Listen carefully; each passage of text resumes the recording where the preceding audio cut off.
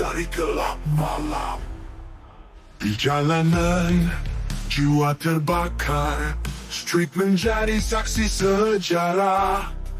Madani bersatu, suara membela. Perjuangan takkan pernah binasa.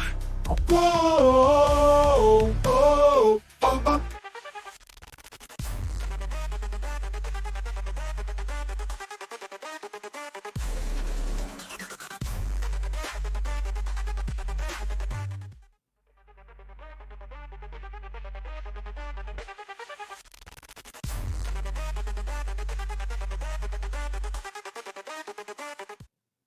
Okey,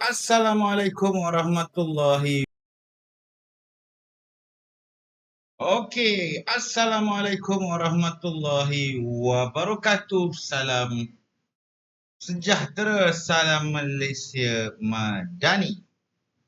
Alhamdulillah pada hari ini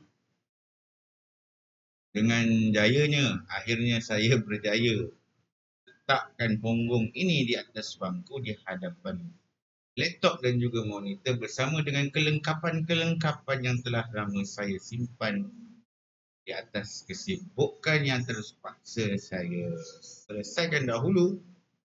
Kerana apa? Ia perlu menggunakan analisa, analitik, pandangan dan nilaian yang saya perlu sediakan.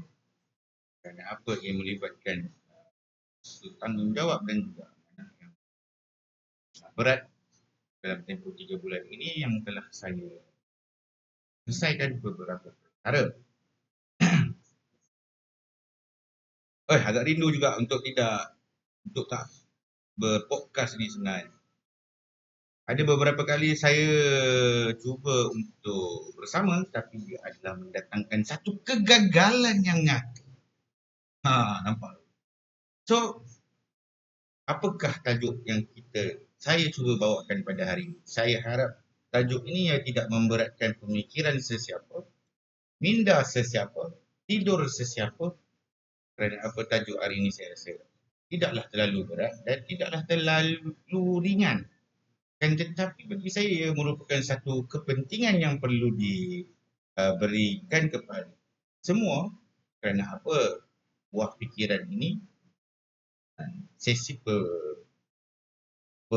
berfikir itu adalah yang diperlukan oleh otak. Kerana apa? Makanan bagi otak itu adalah keilmuan. Sama seperti kita. Asyik-asyik makan yang sama je, sudah tentu ia akan mendatangkan kebosanan. Samalah juga dengan otak. Otak makannya adalah ilmu. Kalau ilmu itu adalah yang dimakan hari-hari yang sama, maka dia akan menjadi satu ilmu yang membosankan otak. So, otak juga memerlukan satu makanan yang sedap, iaitu satu ruang pemikiran yang baik yang dapat otak cernakan dan akhirnya dia akan mewujudkan satu sel-sel pertumbuhan yang baru di dalam otak sehingga ia ada sesetengah mengatakan sesiapa yang kuat membaca dan gemar membaca, hidupnya akan lebih panjang. Allahu'alam, mungkin boleh buat kajian terhadap tersebut. Cuma pada tajuk hari ini, kita pergi fokus kepada tajuk hari ini, iaitu Tuhan dalam nota kaki. Kenapa nak buat Tuhan dalam nota kaki? Kenapa? Sebab kenapa tu yang seronok nak dibicarakan. Kerana apa? Sudah tentu pada saat ini saya akan banyak menghabiskan waktu dan juga ruang yang ada bagi menelaah buku. Bukanlah nak jadi pandai, tapi disebabkan saya perlu membaca untuk melaksanakan penulisan tesis bagi master saya. Maka saya terperasan, kenapa sebenarnya dia bukan hanya tergantung di dalam rumah. Sebenarnya ia juga terkandung dan juga tertulis di hadapan cover buku. Tuhan itu juga terkandung dalam nota buku, di awal buku dan juga di akhir buku. Saya terfikir semua orang ada dia punya nota itu, nota kaki itu di dalam buku-buku mereka. Sekiranya mereka membuat buku lah. Tapi mengapa? Adakah ayat Al-Quran itu hanya sebatas untuk berada di dalam nota kaki? Kan? Bukankah sepatutnya ayat Al-Quran itu adalah yang harus berada di dalam ruang lingkup pemikiran manusia. Tapi sebagaimananya kita sanggup meletak hanya sebatas ayat Al-Quran hanya untuk berada di dalam dan juga di awal buku dan tidak berada di tengah buku. Kalau kita lihat apa yang terkandung di dalam Al-Quran, saya tidak siap untuk menunjukkan apa-apa ayat. Mungkin tuan-tuan boleh cari dan semak nantilah. Quran yang diturunkan itu merupakan satu petunjuk. Petunjuk yang diturunkan oleh Tuhan itu kepada Muhammad adalah untuk diberikan dan dikongsikan kepada umat, iaitu manusia. Umat yang diberikan Al-Quran itu juga telah disiapkan tempat penginapan mereka, iaitu di bumi. Maka Quran itu turunnya di bumi. Tanpa bumi, maka Quran tidak akan diturunkan kepada manusia. Manusia yang tinggal di atas muka bumi perlu tak menggunakan Al-Quran? Yes, perlu. Sebab ini adalah konsep manusia, bumi, Quran. Konsep.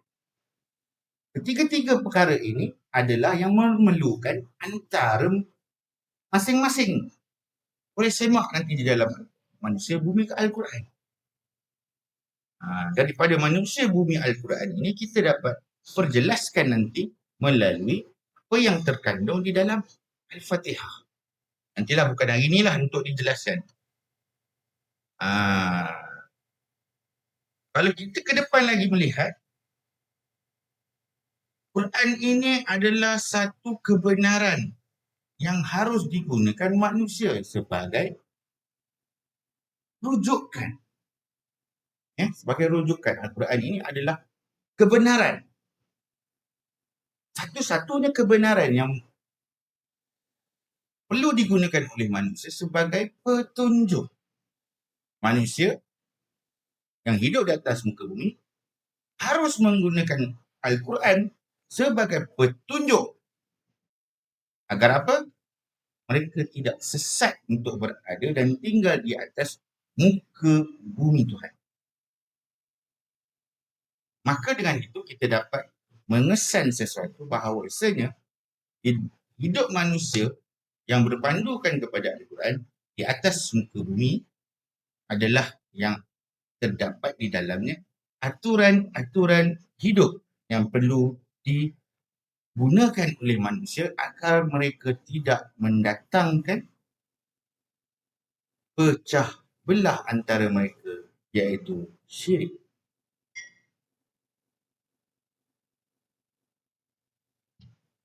Baik.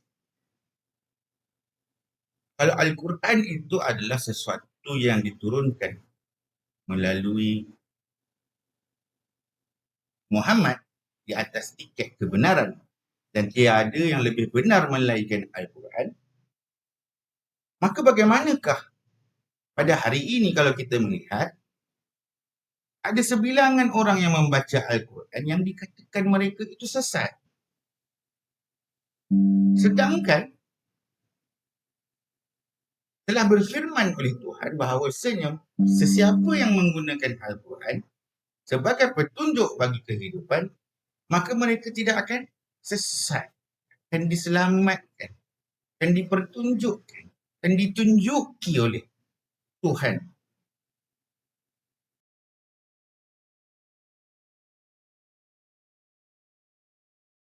Letakkan sesiapa yang membaca Al-Quran bagi sebilangan yang membaca, yang kita katakan mereka itu sesat, sedangkan Tuhan tidak berkata begitu.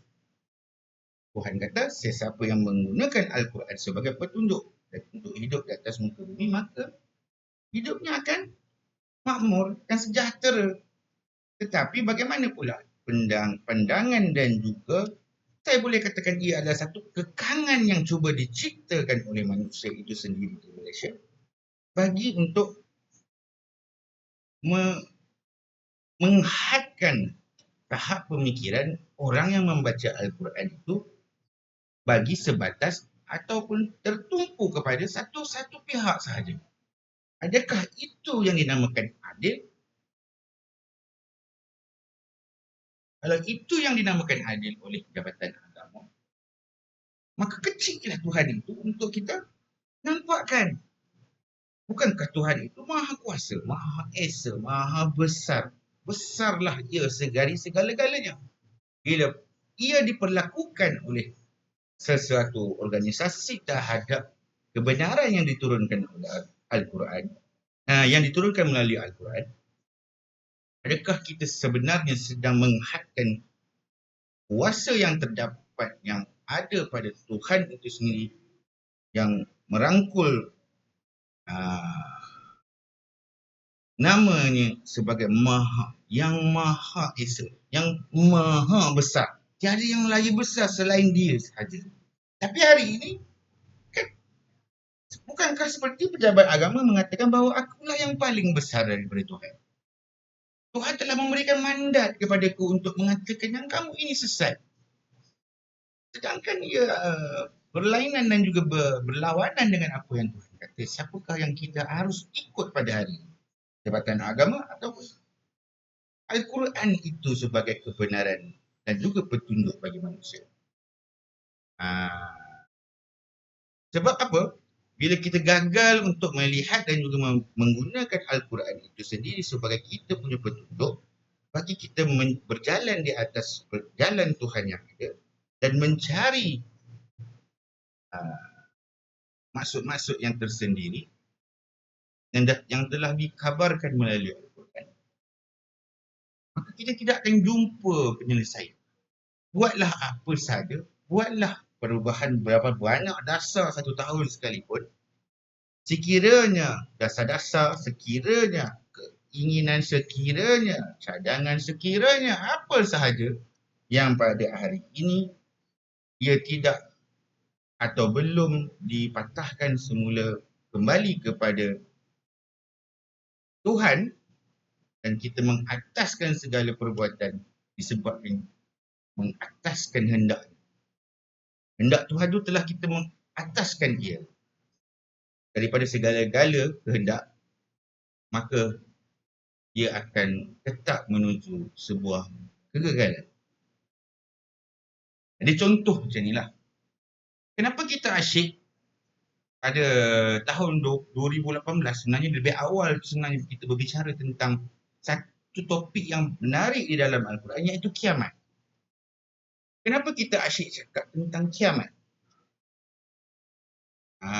Kiamat itu apa?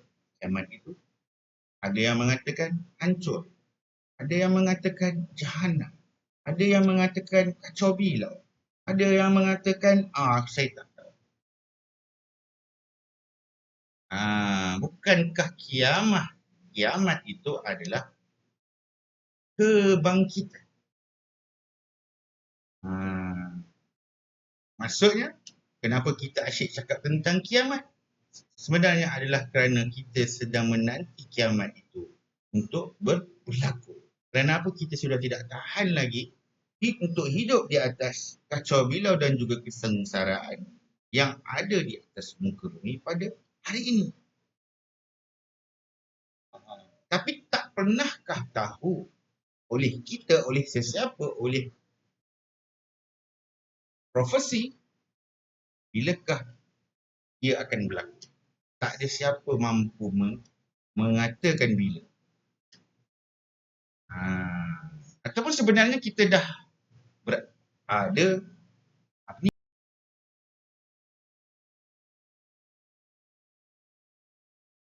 di sebaliknya yang lain, atau sebenarnya kita sedang berada di dalam kiamat ataupun kita sudah berada di dalam kiamat itu sendiri.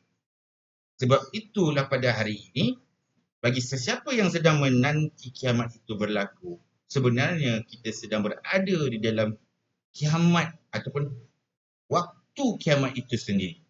Dan ia menyebabkan kita tidak sedar. Kerana apa? kiamah yang ada pada hari ini yang kita sebutkan itu adalah yang lebih besar dan juga lebih kompleks daripada apa yang kita fikir dan renungkan. Sekarang kebanyakan orang dia hanya mengejar konten. Dia bukan nak mengejar sebuah kebenaran. Orang pada hari ini kalau sampai waktu pilihan raya akan mengejar undi. Bukan mengejar keadilan. Bila manusia di Malaysia dia akan kejar keadilan? Selepas dia sudah gagal memilih pemimpin semasa pilihan raya. Maka akan beramai-ramailah mereka berada di atas jalan untuk mencari dan juga menegakkan sebuah keadilan. Dan yang paling pelik, bila sebut tentang akhir zaman lagi, ramai orang dalam mana-mana siaran TikTok, dalam mana-mana siaran di Facebook, dalam mana-mana siaran di mana-mana saja media sosial, ramai orang mampu dan menceritakan apakah tanda-tanda berlakunya hari kiamat. Cuba kita tanya balik kepada diri kita. Tanda-tanda yang telah disebutkan oleh kita itu, bukankah ia berada di dalam waktu semasa yang kamu melihat? Tapi, apakan daya? Tidak ramai yang menyedari. Ini merupakan zaman yang pelik. Zaman di mana orang boleh berdebat tentang Tuhan sambil buka akaun TikTok dan menegakkan keadilan dengan caption on. Kemudian kita marah kepada sistem, tapi kita adalah sebahagian daripadanya. Yang kita marahkan itu adalah kita juga sebahagian daripada sistem itu. Kita benci kepada rasuah, tapi suka bila kita juga yang dapatkan jumlah projek yang telah dipecah-pecahkan tadi itu kepada kita. Walaupun kita tadi mengatakan dan juga menegakkan yang bahawasanya tak begitu. So, inilah dunia yang sedang tenat yang berlaku pada hari ini. Maka Tuhan, bukan sebab Tuhan tak turun ke bumi, tapi sebabnya manusia yang tidak mengangkat Tuhan itu sebagai pemilik bagi alam semesta. Mungkin sebab sebenarnya kita berada di dalamnya tadi. Kiamat itu bukan bom nuklear yang tiba-tiba nak jadi meletup. Tak pasal-pasal. Kiamat itu ialah apa sebenarnya? Bukankah kiamat itu adalah waktu as-sa'ah? Kiamat itu juga dipanggil as-sa'ah. Bacalah surah as-sa'ah. Dan waktu itu sedang berjalan di sekeliling kita. Itulah kiamat. Tanpa kita sedar.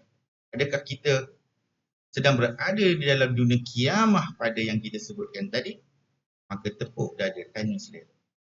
Kiamat tidak menunggu runtuhnya gunung yang ada di belakang rumah kamu.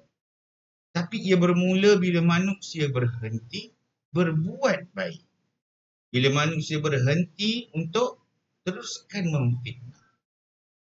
Bila kita berhenti menggunakan akal untuk tunduk dan juga patuh kepada Tuhan. Bila kita mula menyembah sistem yang bukan sistem milik Tuhan. Kita menyembah objek-objek yang tidak sepatutnya kita sembah ataupun simbol-simbol yang kita cuba agungkan. Maka pada saat itulah kiamat bermula dalam diri kamu sendiri pada waktu itu. Saya kongsikan satu ayat, telah nampak kerosakan di darat dan juga di lautan. Disebabkan apa? Disebabkan oleh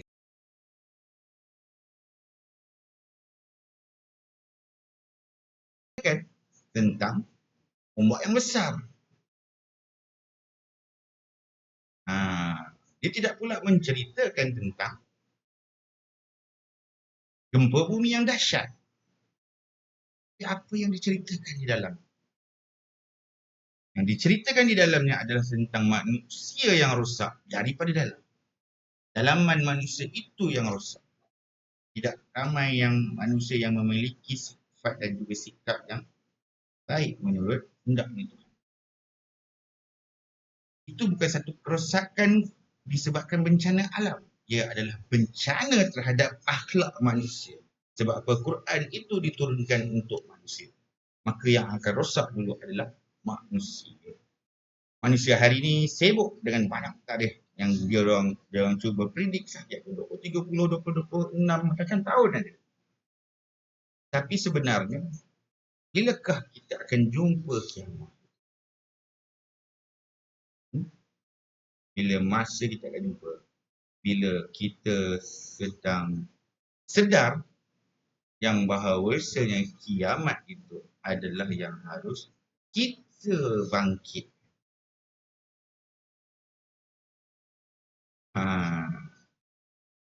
Dan katakanlah beramallah kamu, maka Allah akan melihat amal.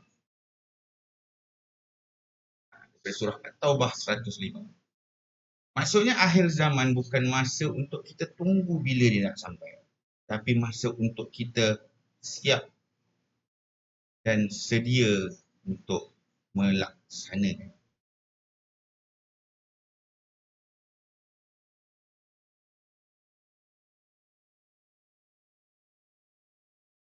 So, inilah yang dikatakan tentang berhala. Berhala ni adalah asalnya adalah hala. Hala itu adalah satu hala, dua hala, tiga hala, empat hala, lima hala, banyak hala. So bila dah jadi banyak hala, itu yang Tuhan kata, aku ini pencemburu yang tidak boleh bersikap syirik terhadap Tuhan. Kalau kita patah balik kepada zaman Nabi Ibrahim pada satu ketika dahulu, berhala moden yang ada pada hari ini, dan juga kita bandingkan dengan berhala yang ada pada zaman Nabi Ibrahim. Berhala itu telah dikatakan dan diajarkan kepada kita ialah tentang batu-batu Uzza dan juga Lata yang berada di sekeliling Kaabah. Hari ini berhala yang kita cipta sebenarnya pun juga berada di sekeliling pinggang kita. Dia siap ada keahlian ni. Ada warna dan juga jata kementerian di dalamnya. Yang lucunya kita ni berdemonstrasi menuntut keadilan. Tapi bila kita diberi kuasa, kita guna undang-undang yang sama untuk apa? Untuk menindas orang lain. Itulah yang berlaku pada cerita di Kampung Baru. Tindas menindas bangsa Melayu dengan bangsa Melayu. Dulu manusia sembah apa? Manusia sembah patung emas. Apakah patung emas tu? Itulah Firaun. Bukan. Bukan Firaun. Lupa dah apa nama. Nabi Ibrahim dengan lupa. Dulu masa manusia sembah patung emas, hari ini manusia sembah apa pula? Dia sembah KDNK. Dia sembah JPAK. Semua orang sebut KDNK meningkat. Tapi tak ada siapa pun yang tanya. Takwa yang ada patutnya kita letakkan dalam diri kita telah meningkat atau tidak?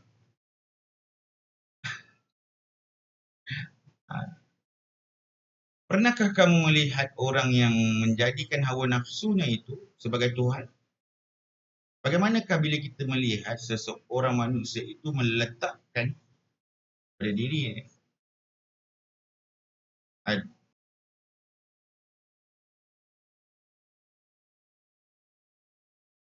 kita berhadapan dengan Tuhan, bila kita membawa hawa nafsu itu berjumpa dengan Tuhan, adakah kita akan capai menghadap Tuhan?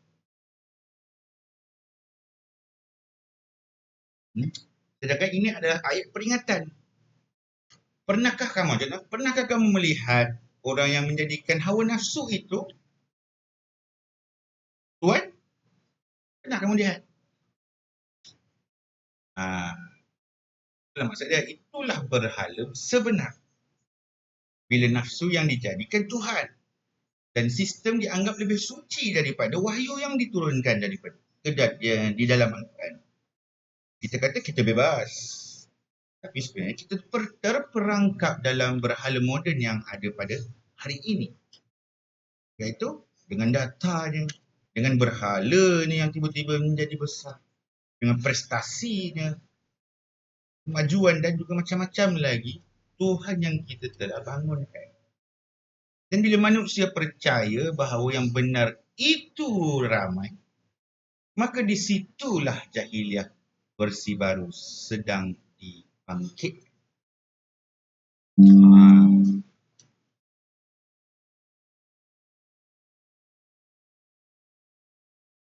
Kiamat itu sebenarnya bukanlah kehancuran, tetapi adalah sebuah bentuk kebangkitan daripada segi moral dan juga mental. Sesungguhnya Allah bersama orang-orang yang berbuat baik.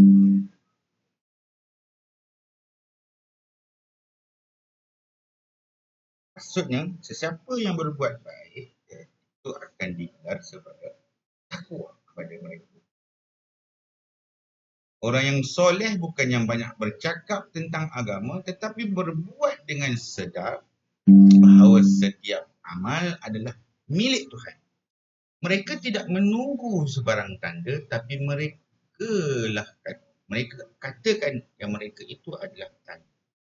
Mereka tidak menunggu sebarang keajaiban, kerana perbuatan mereka lah yang menjadi ajaib kepada manusia. Sesungguhnya orang-orang yang berkata Tuhan kami ialah Allah, kemudian mereka tetap istiqomah. Maka istiqomahlah dalam berjalan dan juga berbuat dengan mengataskan nama Tuhan. So, dia sudah sampai ke part yang terakhir untuk segmen yang pertama. So, adakah aku masih menyembah Tuhan? Soalan aku. Tanyalah pada diri, adakah aku ni masih dan sedang menyembah Tuhan? Atau aku sedang menyembah sistem yang aku cipta sendiri, di mana kalau aku tak solat nanti aku takut orang sebelah marah. Awet aku marah, bini aku marah. Sedangkan apa sahaja perbuatan yang berdasarkan daripada Tuhan dan juga Al-Quran, itu adalah yang perlu kita sasar dan sandarkan. So, maka sebelum dunia ini berhenti berputar, kita tanyalah dulu. Kerana kadang-kadang kiamat itu bukan yang akan datang. Kiamat itu sebenarnya adalah yang sedang berlaku dalam diri kita pada saat kita berhenti berehat. Jumpa lagi dalam segmen yang kedua selepas ini. Boleh? So kita rehat. Wacah.